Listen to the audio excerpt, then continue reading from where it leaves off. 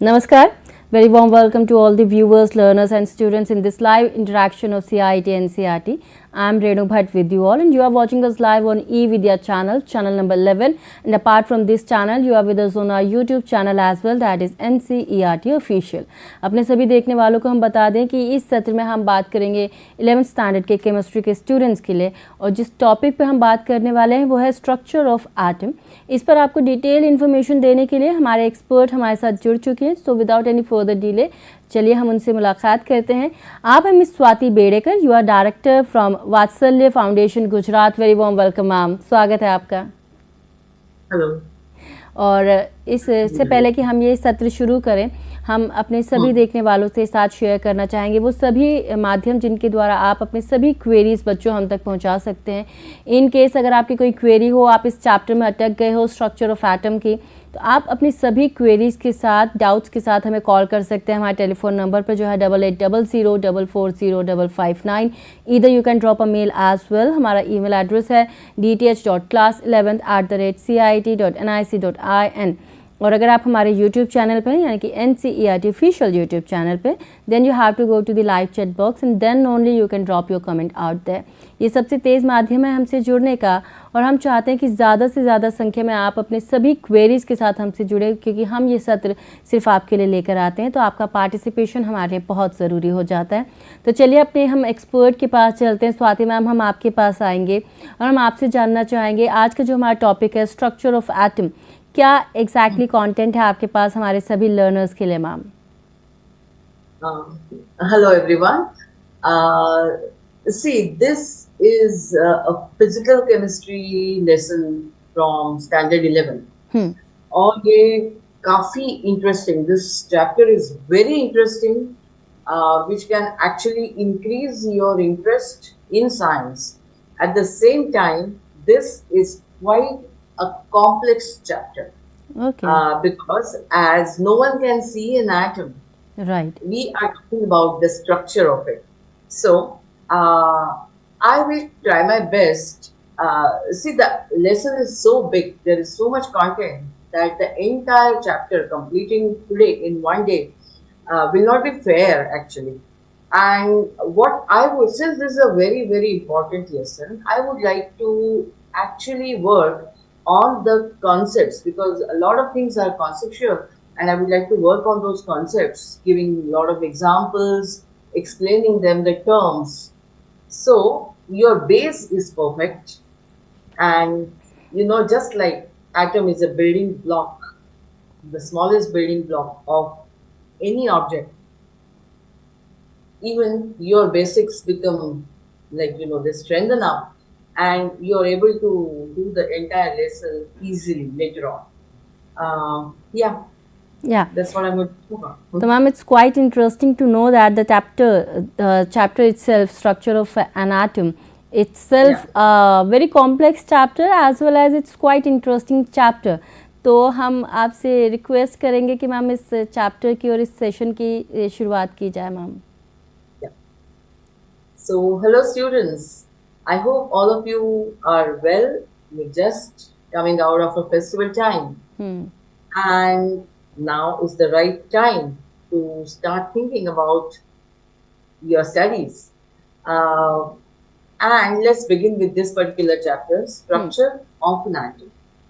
Now, when you think of an atom, what do you think of? As you all are aware that it is the smallest building block of an object, of anything, rather anything that surrounds us. Now, this smallest thing, how small it can be, let us try and find out. A lot of scientists, they have been working on it for a long time, and each one has used their imagination. See here, it is very important to understand something that you can't see. You use your imagination quite intelligently. And when I say intelligently, it should be something like coming close to, see, you must have listened to a lot of stories when you were young, and somebody would narrate those stories and you would just close your eyes and imagine how the characters would be, how they would look like, how they would behave, how they would move around. Here, similarly, you have to do this with this chapter because whatever you want to see, you can't see it.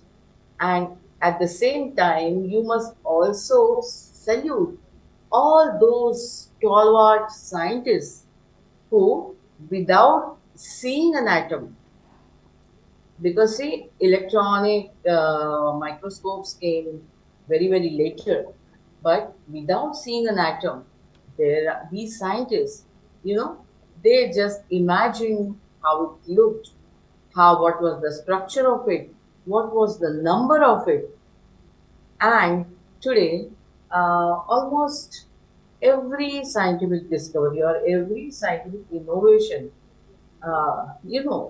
is based on their discovery. So, uh, here, like you see, okay, you've been given a structure on your screen. There is something called nucleus, and you see a lot of circular orbits moving around it.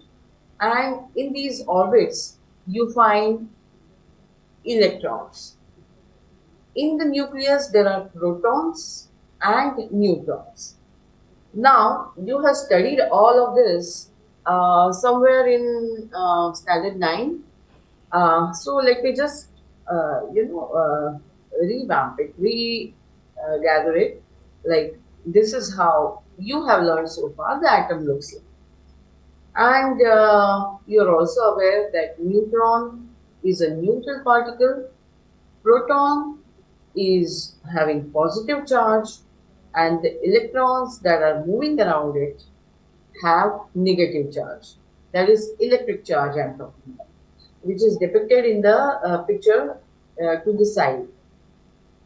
Now, if we try to imagine uh, how small this atom is, um, it is very small, very tiny, which you can't see.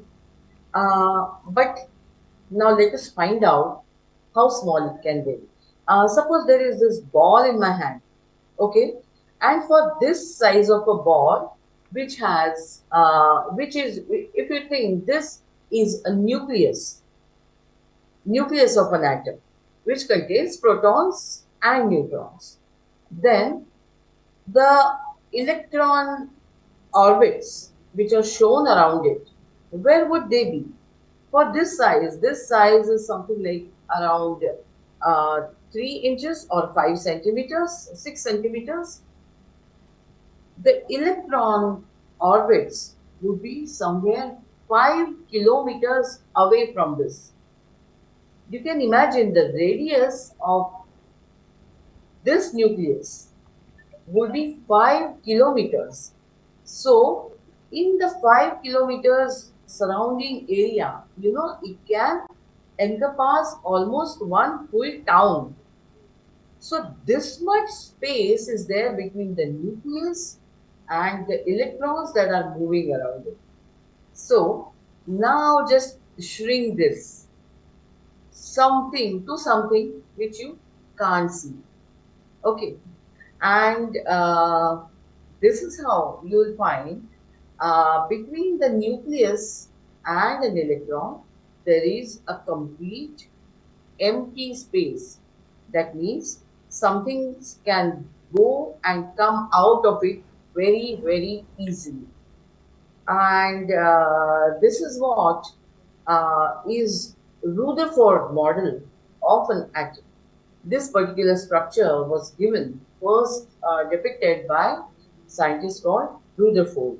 It is his model, and because of this empty space, he also said that because of this, the atom itself remains very, very unstable because the force of attraction between the protons and electrons may or may not be sufficient to hold it together. Now, let us see who discovered electrons, protons, and neutrons. Sir J. Thomson, an English physicist, discovered electrons in the year 1897. Okay. Then Eugene Goldring, a German, discovered positive particles that we call as protons in the year 1898. And Sir J. Thomson's model of an atom, he had presented a model of an atom which was something like a watermelon, that there is a nucleus inside and the electrons are generally filling up the space around it. But after some time, Ernest Rutherford, a New Zealand born scientist, discovered protons and nucleus. That was year 1911. And later on, James Chadwick, an English scientist, discovered neutrons, that there are not only protons in the nucleus, but there is a presence of neutrons which gives mass to that particular atom. That happened as late as 1932. Now, discovery of an electron is a very interesting process. An electron was discovered by cathode ray discharge tubes experiment.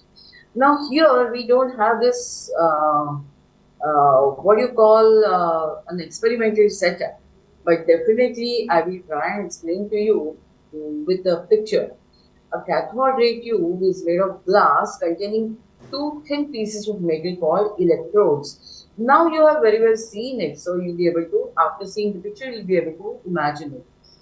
The electrodes are sealed in it, and the electrical discharge through the gases could be observed only at a very low pressures and at a very high voltages.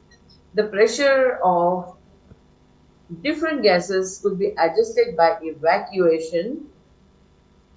When sufficiently high voltage is applied across the electrodes, the current starts to flow through a stream of particles moving in the tube from negative electrode to the positive one. These rays were called the cathode rays or cathode ray particles. The flow of current from cathode to anode was further checked by making a hole in the anode and posting the tube behind the anode with phosphorescent particles called zinc sulfide coating. A bright spot on the coating is developed. Just see how it happens. Here are the electrodes, and this is the discharge tube, and the air inside is at a very low pressure. The current passes, and on this you can see a green glow. Can you see that? Okay, let's move further. And this is how Sir J. Thomson developed a model of an atom. According to Sir J. Thomson, atom was in spherical shape. You can see the spherical shape here, which had positively charged particles, negatively charged particles in equal distribution, and hence it was electrically neutral. So the presence of protons and electrons was something he also assumed, and its observation could be called as a plum pudding model, because yeah, there are plums inside and the rest of the space is filled by the pudding, or a watermelon. Now, this particular model couldn't explain many things, many things. Like many scientists were working, and they of course had a lot of questions, and certain effects of magnetic behavior of an atom, etc., still needed to be explained. So Rutherford, he developed another model of an atom. That was his theory. Famous experiment of Rutherford was the particle scattering experiment. A stream of high energy particles from radioactive source was directed at a thin foil made of gold metal. Then the thin foil had a circular fluorescent zinc sulfide screen around it. Whenever these particles struck on the screen, a tiny flash of light was produced at that particular point. This model was accepted by many, and a lot of work, a lot of theories were built on this model. But the conclusion was the positive charge and the most of the mass of the atom was densely concentrated in extremely small region. And this concentrated region was called as nucleus later. The nucleus was surrounded by electrons moving in a very high speed in circular paths called orbits. This you can imagine this like our solar system, like there is sun in the middle and all the planets are moving around it. Similarly, there would be a nucleus in the center and the electrons would move around it in fixed orbits. Electrons and the nucleus are held together by the electrostatic forces of the protons and electrons. Now, after this, James Chadwick bombarded beryllium atoms with alpha particles. Now, yeah, in this time, during this time, we have to see there are alpha, gamma, beta, a lot of X particles that we are going to talk more about it when when we will discuss right now the particle nature of an atom. But before that, we are going to discuss the wave nature of an atom. Now, why these two? These two we need to discuss and understand in depth to understand why at all Rutherford's model or Bohr's model, we call them failed models. They did give us a lot of theories, they did give us a lot of knowledge, yet these two models were called failed models. And another theory, the quantum theory, had to come up. Now, to understand why another theory had to come up and why these models failed, we need to understand this, that how the atom behaved, the wave nature and the particle nature. And when we study the failed models, that will give us an idea that what were the limitations and what allowed or what triggered the further research in this particular area. See, all these people, so J.J. Thomson, Rutherford, Bohr, or James Chadwick, all of them, they were students of each other. So it was not that they were working in isolation in different places. Yeah, there were many people who were working in isolation, but the continuity in this research has come through because they were students of each other. They very well followed what the one person was doing, and as a matter of fact, they added to that. Rather than proving one person wrong, they added to that and expanded the theory and made different models. Chadwick bombarded beryllium atoms with alpha particles and an unknown radiation was produced. So, now here you can see he tried to sort of, the elements that were found, he tried to give it he organized the different aspects of it.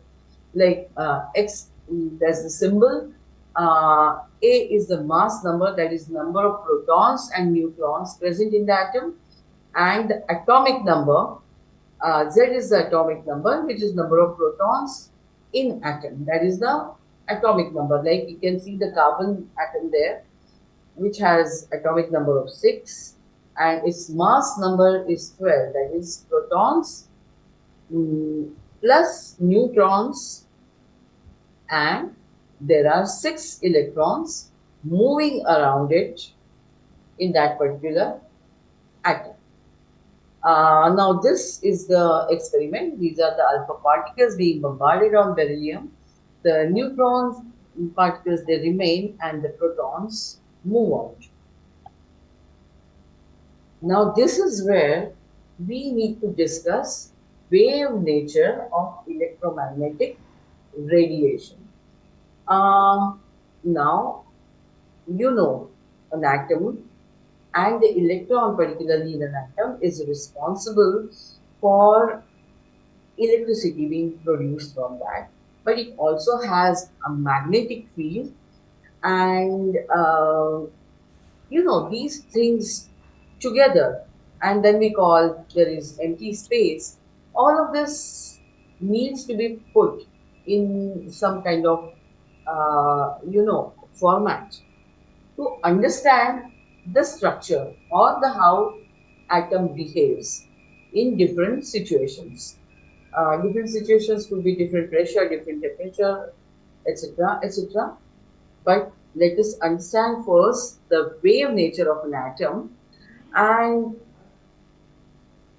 whenever charge is placed in the electric or magnetic field, it experiences electricity acting or magnetic field acting. James Maxwell, he was a scientist, became the first scientist to explain the difference between the charge in presence of electric and magnetic fields. He proposed that when electrically charged particles perform an acceleration, alternating electrical and magnetic fields are produced and transmitted. The fields These fields traverse in the form of waves known as electromagnetic radiation. A light wave is a classic example of an electromagnetic radiation. Now, to understand the wave nature of light, you must understand the wave. What is a wave? And we are not talking about the waves in the sea, but we are talking of light waves and how they travel in any medium. Now, the difference you can see picture here, and you can see there is a part going upwards and there is something going the same wave going downwards. And you can see the top points, between the two top points, what we call that distance we call wavelength, and that we denote as lambda. Now, the height from a neutral point, the height of that particular wave is called as amplitude, and frequency, V, is the number of cycles of the waves passing a given point per second. It is usually expressed in hertz. So there are three important things in a wave: wavelength, amplitude, and frequency. Frequency is number of times the wave moves forward or it creates the waves. Now, to understand the wave nature of the light, the fourth variable of light is the velocity. And all light has the same speed in a vacuum. All the light rays have the same speed in a vacuum. This is the speed. You can read it very well. The product of the frequency and the wavelength is called the speed of the light. Frequency is inversely proportional to the wavelength of the light. So, higher the wavelength, lower is the frequency. Lower the wavelength, higher is the frequency. Now here you can see electromagnetic radiation. It can be categorized in terms of wavelength or frequency. Here you can see there are different frequencies given. This is gamma rays, this is X rays, this is ultraviolet rays. And here there is a small portion of colored light, which is the visible range of light. Okay. Then comes infrared zone. Then comes the infrared zone, microwave, then radio waves. And you can see the frequency the energy, the wavelength is being lowered and the frequency rising. Now let us see, this is the small portion of visible light spectrum, which has blue light or violet light on one side and red light on the other side. You must have seen this when when we saw prism light splitting. The white light that we see is made from these seven frequencies, different light waves. Now here, visible light is a small portion of the electromagnetic radiation spectrum detected by our eyes, what we can see. And electromagnetic radiation includes radio waves, microwaves, and X-rays. This all can be described as a wave traveling through space, and there are two components to electromagnetic radiation: an electric field and magnetic field. Now let us go to this particular diagram.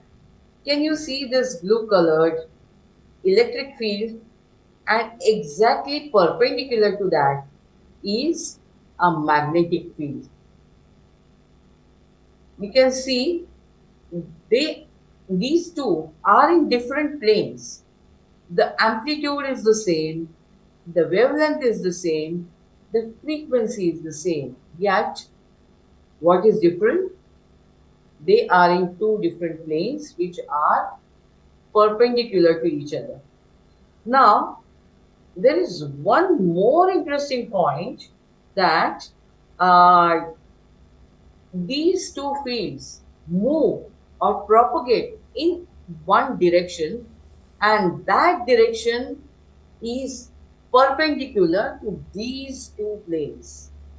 Electric field and magnetic field are perpendicular to each other. Also, the direction in which these waves propagate is perpendicular to the above two. All of them have the same frequency, wavelength, amplitude, and speed, but in three different planes. And for these propagation, no medium is needed. For example, light, rays of light, there is no medium in space, yet they travel to us from the sun very easily. Now here, let us understand from this diagram. We said, you can see here, the wavelength is much longer, much bigger. And here you can see the wavelength getting shorter. Now see the type, radiation type, what it could be. It is radio waves, it is 10 raised to 3. Then comes microwave, the wavelength is 10 raised to minus 2. The infrared rays, the wavelength is 10 raised to minus 3. Visible light, it is 0.5 into 10 raised to minus 5. This is the range in which we are able to see things. Ultraviolet rays, it is 10 raised to minus 8, and X-rays are 10 raised to minus 10. So, the wavelength is getting reduced. So, naturally, the frequency or the penetration part would be much, much higher. You can see how this scale works, like approximate scale of wavelength for the buildings, which is radio waves, then human beings, for butterflies, the wavelength for a needed is as small as a needle point of infrared light. Then visible light, it is like a protozoa. Ultraviolet rays, it is at the level of molecules, it is that small. X-rays are like atoms, still smaller. Okay, and this is the frequency which goes on increasing. and the temperature of the objects at which this radiation is the most intense. We'll come to that later. We'll come back to this figure when we understand this little more. Now, the particulate nature of the light, right? Uh, Let us understand that more. Uh, Properties, when the wavelength changes, the frequency changes of this particular wave, and it also changes the properties of different atoms. Now we come to this photoelectric effect. Light striking a metal surface generates photoelectrons. As you can imagine, there is a plane on which you are sending some light. The light energy is transferred to electrons in the metal. Now there is some basic essential energy the electrons must get to break free from that particular metal. And electrons, if they are given more energy, they move faster, have more kinetic energy when they leave metal. So this particular thing is called photoelectric effect, that you bombard a surface of a metal with light energy, and if that energy is sufficient, the electrons actually leave the surface of the metal and escape as electrons. From this, based on this particular thing, uh, before that, I would like to actually let us go back a little and find out more about what are these X-rays and gamma rays. Uh, you can see here, this is the visible range. Like something called, this is a visible range through which we can see things. Now let's see, I have this phone with me. I can see it as well as you can see it. And what is this made up of? It is also made up of atoms, absolute atoms, which have space in between them. That means the rays which are having smaller wavelength and higher frequency should be able to pass through that, right? This has atoms, they are arranged, there is empty space in those atoms, but still it is not passing. Much of it is reflected back. Why? Because this particular wavelength of light, which falls in the visible range, cannot penetrate through that the frequency of it is not so high that it can penetrate through the empty space of the atoms of these. That is why they are reflected back and we are able to see it. Do you really understand? Or do we need to do another experiment? If at all we need to understand, let us understand it through this. Can you see this? There is a seed. Can you see the seed? We often use it. Now, there is an ant and there is a cat sitting nearby.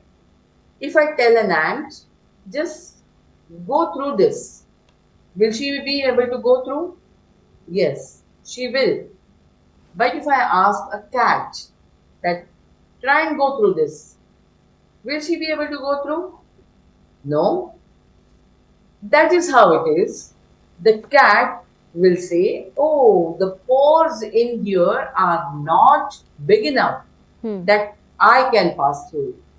But an ant can pass through it because its wavelength is that small that allows it to pass through.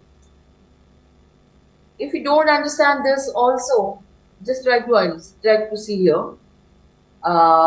Visible range It is of protozoans size, which you are able to see them under a microscope. You are able to see these protozoa cells, but ultraviolet rays or X-rays, you are not able to see with your naked eye. Now let's see, mm, if if you are on the airport and you are carrying a bag, your bag.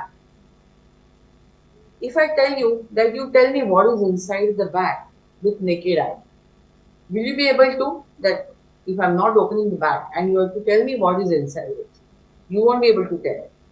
But when we pass through the X-ray machines, the guy sitting there can see it on his screen, whatever is inside the bag. And why is that?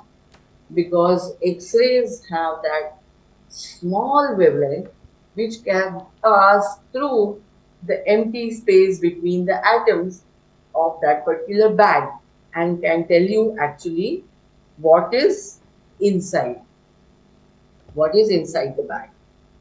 Uh, Now, uh, see, if at all there is an object which absorbs all the rays, Hmm. all the emissions that are on it. What would we call it? Will we be able to see it, or what will happen? It will not send anything back. Or if anything falls it, either it reflects everything back or it absorbs everything given to it. What we call it? We call it a black body. What do we call? A black body. And like the last column here, if you keep on increasing the temperature, the there is increase in the final energy of that particular ray, that particular radiation. See, the wavelength is decreasing, the frequency is increasing, and with the increase in temperature, the energy of that particular wave is also increasing. And that is what leads to the uh, photoelectric effect, which we just spoke, that a light striking metal surface, suppose a light strikes on it, and if it is energy rich, it will have sufficient energy for the electrons to escape from the surface of that particular metal. Now, here a scientist called Planck, he discovered quantum theory. Now, this particular theory talks about the black body radiation. A black body, just right now I explained to you that it is explained as an ideal system that absorbs all radiation incident on it.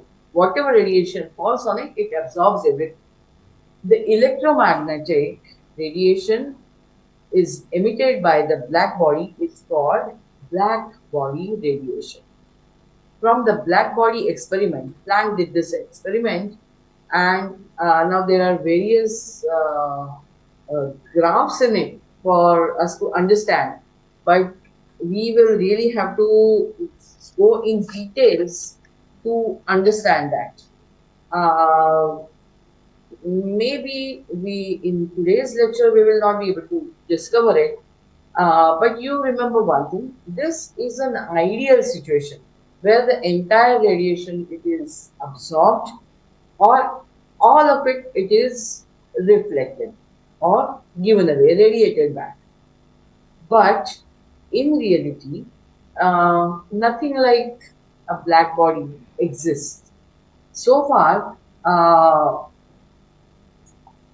it is not discovered. If the temperature increases, thus the energy of the black body increases. If the temperature is lowered, the energy of the black body is decreased. So it's a vice versa situation, and it gives us this particular uh, equation that energy is equivalent to the radiation falling on it and the temperature. Now, because Rutherford's model could not explain all these effects, scientist Neil Bohr, he took Planck's quantum idea and applied it to the electrons in atoms. Now let us see how he did that. The basic idea, the basic structure was similar to what Rutherford had proposed. Uh, there was a nucleus in which protons and neutrons stayed, and electrons moved around it in orbitals. Now these electrons could have certain amounts of energy, and an electron could be only at a certain distance from the nucleus. Okay, you can see in this particular diagram, this is the nucleus, and there is this particular orbit. Okay, the electron is found in this orbit or in this another orbit, and that depends totally on the amount of energy that particular electron has. But apart from these orbits, the electrons do not exist here, here, or here. There only empty space is found. Okay. Now, all this information brings us to atomic spectra. Like we had the spectrum of light waves, there is atomic spectra, and it is found from the Bohr's model of atom. Now in 1913, Neil Bohr incorporated Planck's quantum theory into the hydrogen spectrum explanation. Okay, now there are certain postulates we derive from Bohr's theory. Now let us try and understand that. Some of it I can give some examples and explain them to you, or some of it I will explain like by some drawings. Let us try that. See, atom. The first postulate says atom has a number of definite and discrete energy levels, that is orbitals, in which an electron may exist without emitting or absorbing electromagnetic radiation. Right? There is a nucleus, then there is an electron. It is existing in its orbit. It may emit or may not emit. It may absorb or it may not absorb electromagnetic radiation. As the orbital radius increases, so does the energy. Like, I would say, first let us understand this particular term, discrete and definite. Okay. What is a discrete energy? Ma'am, here let me tell you that we have only 5 more minutes left for the session, ma'am. 5 more minutes? Yeah, okay. 5 and 6 Let minutes, me make them understand this concept and then I will. Okay. Now, imagine you want to get inside a building and there are stairs. Okay.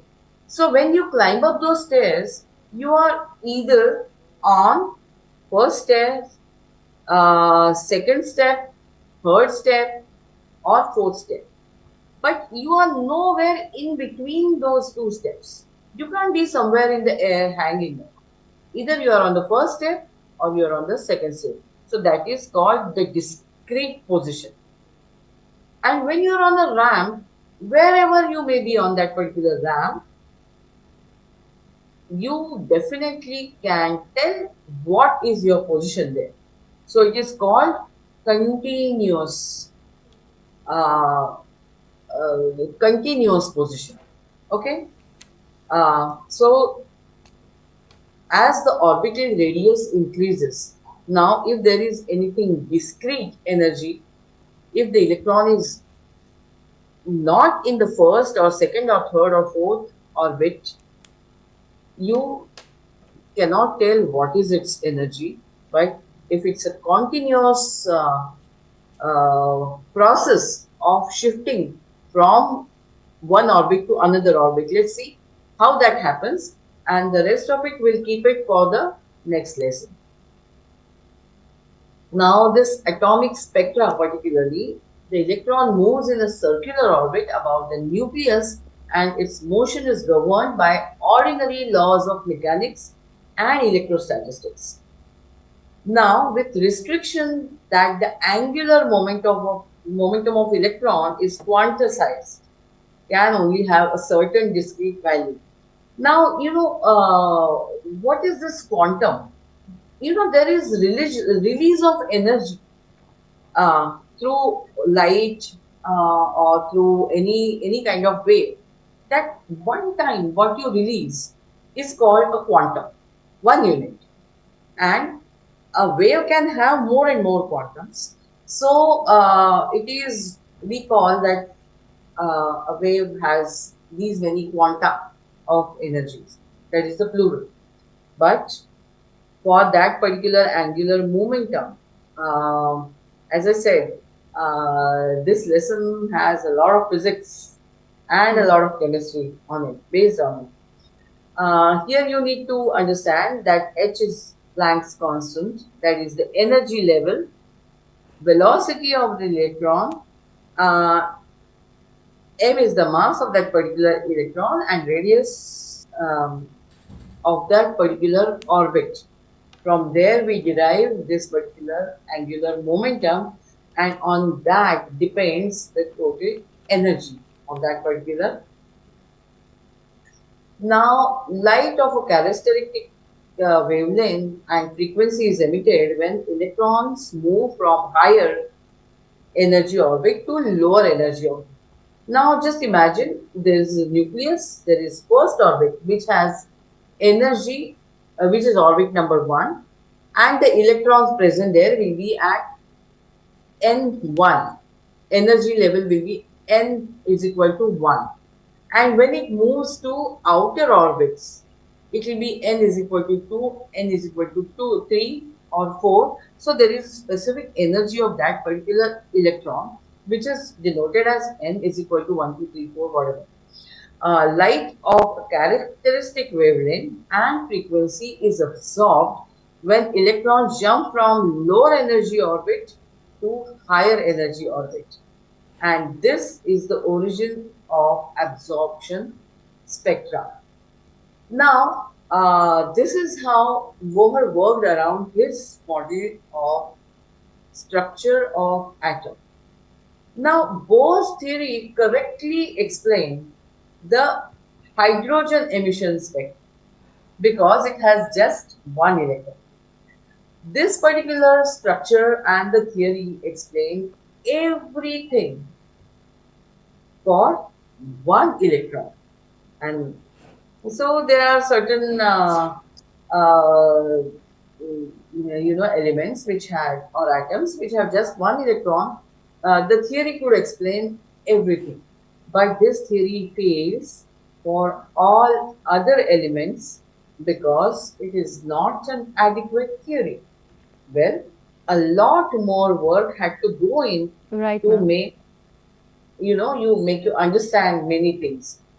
Now this is the line spectra. Ma'am, could you please sum up, ma'am?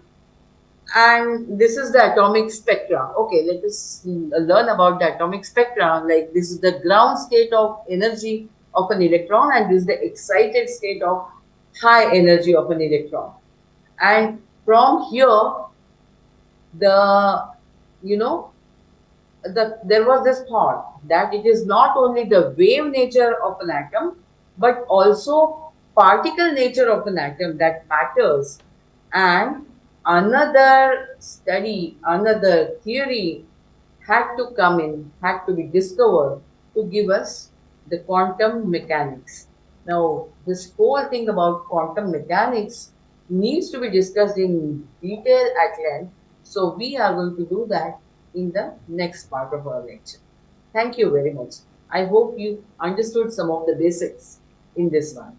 Thank you so very much, ma'am, for your valuable information and for this insightful session. Thank you so very much for being with us. Thank you.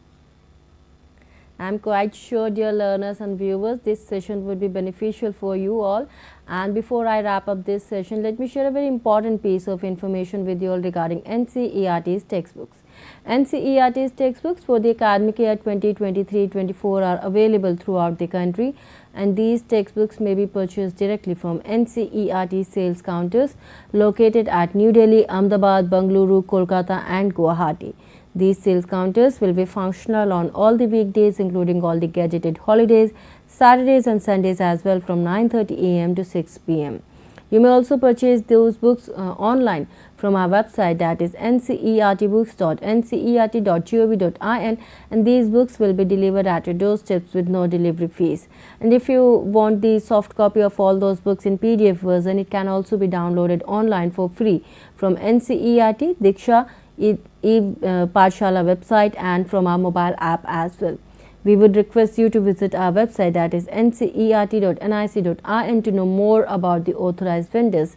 With that note, me, Renu Bhatt, is taking your leave, but you stay tuned to eVidya channels and NCERT official YouTube channel for more informative program. Our next session is for 12th standard Hindi student, and the topic would be यह दीप अकेला अज्ञे।